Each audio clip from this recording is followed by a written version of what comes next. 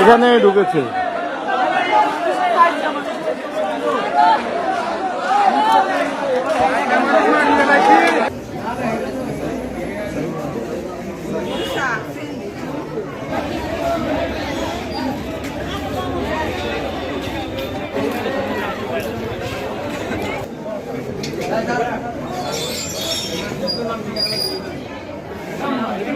আমাদের ছাত্রী ছিল তো ওইটার জন্য খুব ভালো ছিল ওরা, খুব স্টুডেন্ট।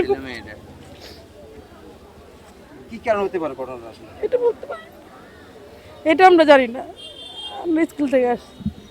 জরুরি ভিত্তিতে সংবাদ পেয়ে আমরা ঘটনাস্থলে যাই, গিয়ে সেখানে দেখি উত্তেজিত জনতা। আমরা তাদেরকে নিয়ন্ত্রণের চেষ্টা করি। পরবর্তীতে জনতা ক্ষিপ্ত হয়ে আমাদের দিকে ইট পাথর নিক্ষেপ করা শুরু করলে আমরা 4 জন ভিকটিমকে গুরুতর অবস্থায় নিয়ে হাসপাতালে আসি। আর অ্যাকিউজ যিনি ছিলেন তাকেও আর কি আমরা প্রোটেক্ট করার চেষ্টা করেছিলাম, কিন্তু তাকেও আর কি মারধর করেছে আর কি। তাকেও নিয়ে এসে হাসপাতালে রেফার করার পরে এখান থেকে আর কি সদর হাসপাতালে রেফার করে দিয়েছে। ঘটনার প্রকৃত কারণ তদন্তাধীন।